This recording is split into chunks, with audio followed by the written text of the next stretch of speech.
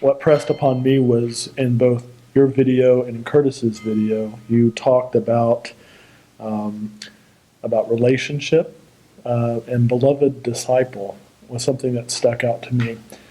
And I think in the Gospel of John, we see, the beloved disciple is never named specifically. The tradition says that it's John, but and I like to think that maybe we're looking in on this scene as God's beloved and as the beloved disciple. And I know in my own life, a lot of times in my life, I've had problems with feeling loved by God and being God's beloved. So, what do you think makes it difficult for us to believe that we're really loved?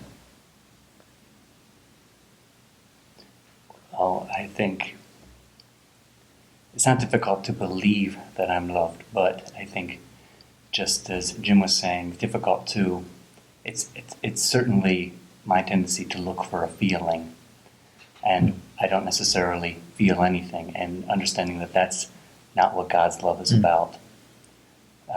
So to say that God is love, and that was in the videos, everyone says God is love, but that can so easily become empty.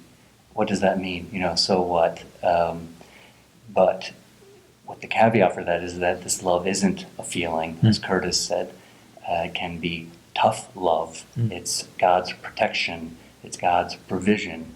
And also, as Luke said, we have to be intentional about looking for it in our lives. If I just get on with my day and I never think about how is God loving me today? How is God showing up in my life? Practicing some gratitude and really making an intention, like, where is this showing up in my life? And spending some time thinking about that. Maybe at the end of the day, maybe in the morning. That's where God's love show up. Nothing to do with a feeling.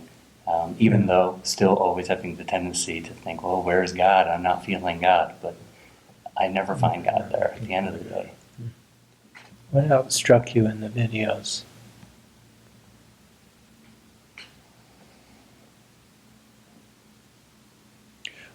I like what Jeffrey had to say about engaging with the text of John.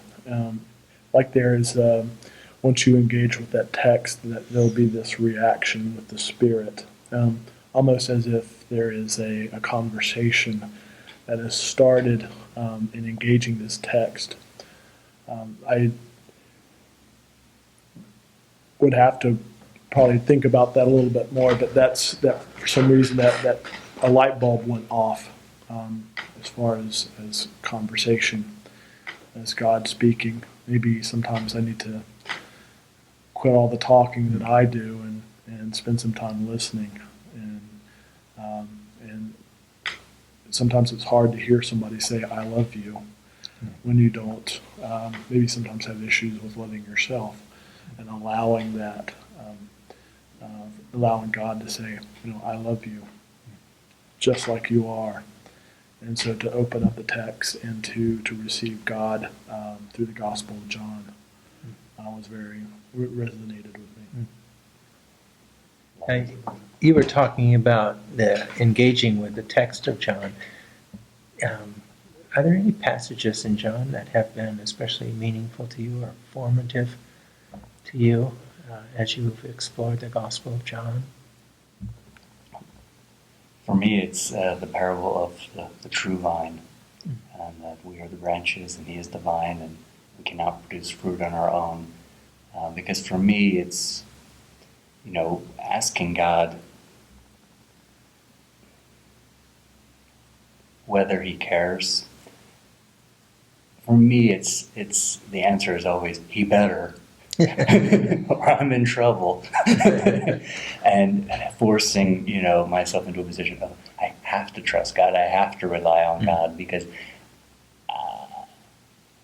I have the experience of running on self-will, self-power, trying to do better and be good and achieve, and it's never gotten me where I wanted to go.